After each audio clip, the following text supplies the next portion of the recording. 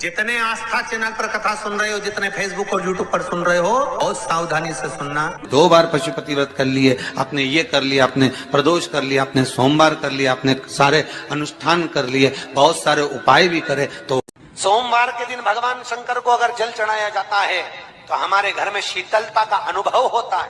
एक बात बहुत अच्छे से अपने भीतर उतारिए। को लग रहा है मेरा ये काम नहीं हो रहा, मेरे पास में इतना नहीं है, मेरा बहुत व्यापार कर रहे हैं पर आ ही नहीं रहा, धन कहीं से नहीं आ रहा, बहुत टेंशन में जीवन चल रहा है। तब चतुर्थी की पूजन में जो आप आखा दाना रखते हो, गेहूं वगैरह कुछ भी जो रखते हो, उसकी बड़ी महत्वता होती है महाराज। यहाँ तक कहा गया है, चतुर्थी की कथा तो आप लोग पढ़ते होंगे, जो लोग पढ़ते हैं उनको मालूम होगा। चतुर्थी की कथा में लिखा है, चौथ माता के व्रत में वर्णन किया गया है कि वो आखा दाना जो रखा जाता है, मान लो कोई जरूरी काम होता है तभी आखा दाना को रखा जाता है।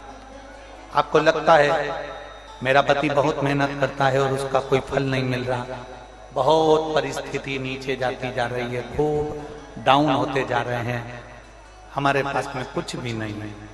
यहाँ तक कि मेरे पास इतना भी नहीं कि मैं सीहोर कुबेरेश्वर धाम भी चले जाऊं और रुद्राक्षोत्सव की कथा सुनकर। आपको लगता है ऐसा कि आपके पास में नहीं है इतना और मैं सीहोर तक भी नहीं जाता हूं, मेरे पास धन नहीं। जितने आस्था चैनल पर सुन रहे हो, जितने मोबाइल पर सुन रहे हो, जितने यहाँ पंडाल में सुन रहे हो, 7 बेलपत्र लेना है। कितनी बेलपत्र लेना है? 7 बेलपत्र में से सबसे पहली बेलपत्र, घर से जब चलो तो घर के पास में जो घर के अंदर रसोई घर में मटका होता है, क्या बोलते हैं यहाँ पर, हंडा, मटका, गगरा, घड़ा, जिसमें तुम पानी भरते हो, टंकी, बाल्टी, जो भी होता है रसोई घर में जो पानी भरते हो तो पीने के, हंडे में, बॉटल, उसमें टंकी में, जिसमें भी तुम भर के रखते हो, एक बेलपत्र उस हंडे के पास में, मटके के पास में वहां रखना है। घर से उसी मटके में से एक पानी लेना है, उसी हंडे में से एक लोटा जल लेना है, उसको लेकर जाना है। एक बेलपत्र वहां रख दी, बची कितनी? 6 बेलपत्र में से चलते चलते एक बेलपत्र पानी लेकर जब जाओ तब एक बेलपत्र बेलपत्री के वृक्ष के नीचे बेलपत्र चढ़ा के उस पर जल चढ़ा देना। 6ठी बेलपत्र, जल को पूरा मत चढ़ाना, जल लेकर चढ़ाना। 5 नंबर की बेलपत्र नंदीश्वर के पास में, जिस नंदी का पांव ऊपर की ओर हो, एक पांव नीचे दबा रहता है, पांव ऊपर वाले पांव के पास में एक बेलपत्र रख देना। 5वें नंबर की बेलपत्र वहां रख दीजिए। 4थे नंबर की बेलपत्र अशोक सुंदरी वाली जगह, हमने कई बार आपको अशोक सुंदरी का स्थान बताया। ये जलाधारी, यहाँ जो बीच में से जल बहता है, बीच में एक मोटी लाइन होती है, अशोक सुंदरी। 4थे नंबर की बेलपत्र यहाँ रख दीजिए, थोड़ा सा जल समर्पित कर दीजिए। 3रे नंबर की बेलपत्र यहाँ बैठकर जल चढ़ा रहे हो तो यहाँ रखो, यहाँ बैठकर जल चढ़ा रहे हो तो यहाँ रखो, यहाँ बैठकर चढ़ा रहे हो तो यहाँ रखो, मतलब पार्वती जी का जो हस्त कमल है उस पर रखना है और उस पर जल चढ़ाना। 3रे नंबर की। 2रे नंबर की बेलपत्र शंकर भगवान का जो शिवलिंग है उसके ऊपर बेलपत्र को रखना है। बेलपत्र की जो डंडी है, आप बैठे हो वहां पत्ती का मुंह होना चाहिए, डंडी का मुंह तुम्हारे ठीक विपरीत। बेलपत्र यहां रखें। 2रे नंबर जल चढ़ाएं। एक बेलपत्र जो 7वें नंबर की है, उस बेलपत्र को जो जलाधारी है, जल चढ़ाने वाली, उस जलाधारी का स्पर्श कराएं और उस बेलपत्र को वापस लेकर उसमें से थोड़ा सा जल उस जलाधारी में डाल दें। उस बेलपत्र को, जो 7वें नंबर की बेलपत्र है, उसका स्पर्श केवल जलाधारी को कर बाबा से विनती कर उस बेलपत्र को किसी भी दिन आप अपने घर में लाकर रख लो और कुबेरेश्वर धाम आप आना चाहते हो, बाबा से विनती कर आना, बाबा ऐसा धन देना कि मैं वहां जाकर लोगों को पानी पिला सकूं, बिस्कुट खिला सकूं, ऐसी कृपा करना। 7 मार्च को कथा प्रारंभ होगी कुबेरेश्वर धाम की। 5 मार्च के पहले मेरा बाबा तुम्हारी झोली जरूर भरेगा और तुम्हें कुबेरेश्वर धाम जरूर बुलाएगा, पक्का। ज्यादा दूर का नहीं सोचना, नजदीक। 7 बेलपत्र का उपाय, 7 बेलपत्र का उपाय शिव जी का एक आनंद फल प्रदान करना। पहली परिंदे के पास, दूसरी बेलपत्र के वृक्ष के नीचे, तीसरी नंदी के यहाँ, चौथी अशोक सुंदरी के यहाँ, पांचवी पार्वती जी के यहाँ, छठी भगवान शंकर के ऊपर, सातवीं जलाधारी का स्पर्श कराकर वापस।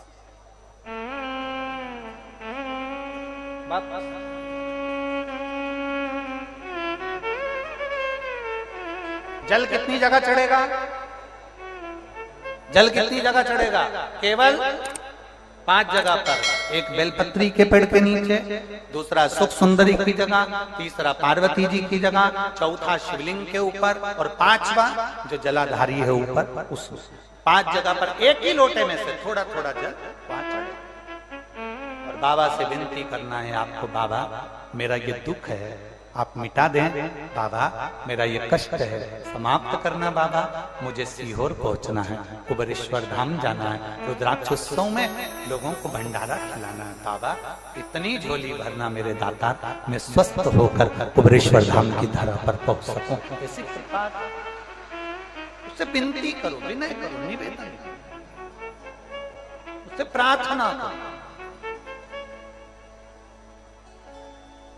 झोली पसार कर प्रणाम करोगे वो देखता, खाली नहीं छोड़े। शिव कथा कर बहुत तकलीफ है और नहीं हो रहा काम, बहुत दिनों से लगे हो नहीं हो रहा, हरा मूंग ले जाओ। मूंग के दाने तो रहते हैं घर में, केवल 31 मूंग के दाने लेकर जाइए, 31 चावल के दाने लेकर जाइए और 31 ही बेलपत्र लेकर जाइए। जिस दिन सोमवार की अष्टमी हो, कौन से दिन?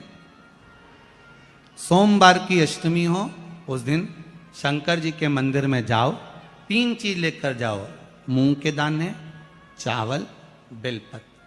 चावल जो 31 लेकर गए हो, अपनी कामना कर कर शंकर जी की देहली पर रख दो, चौखट पर कहीं पर भी एकांत में उसको रख दिया जाए। मूंग के जो दाने लेकर गए हो 31, वो नंदी के पास में, जो नंदी का पांव ऊंचा रहता है उस पांव के पास रख दीजिए। और जो 31 बेलपत्र लेकर गए हो, वो 31 बेलपत्र अशोक सुंदरी वाली जो जगह है, आपको पहले बताया है कथा में, अशोक सुंदरी जी का स्थान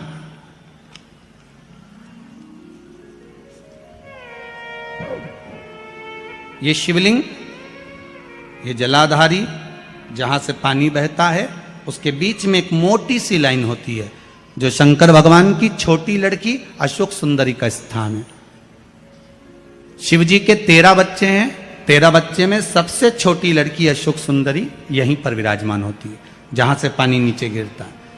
प्रत्येक शिवलिंग के सामने एक मोटी सी लाइन होगी, उस मोटी सी जो लाइन है अशोक सुंदरी, वहां पर जो 31 बेलपत्र लेकर गए हो, अपनी कामना कर कर पीला चंदन लाल चंदन लगाकर उस पर समर्पित करते जाओ। उसकी डंडी जहां से पानी बहता है उस ओर होना चाहिए। आप निवेदन कर कर देखो, एक सोमवार की अष्टमी पर कर कर देखना, दूसरी सोमवार की अष्टमी आएगी, अपने आप आपका काम हो गया होगा। बाबा से निवेदन तो करो, क्यों भटक रहे? भोला सब दुख काटो। संभाल के रखते हैं कि हम इस काम के लिए जा रहे हैं और हमारा ये कार्य सफल होना चाहिए। तो जिसने चतुर्थी का व्रत करा है, जिसने चंद्रदेव का पूजन करा, चतुर्थी का व्रत करा, वो गणेश जी से विनती करके वहां से 2-4 आखा दाना उठा ले। और जो व्यक्ति का काम अटक रहा है अपने ही घर का, पर दूसरे कुल को नहीं देना, अपने ही कुल के अंतर्गत जो काम अटक रहा है उसकी जेब में, उसके पल्लू में उस चीज़ को रख दिया जाए।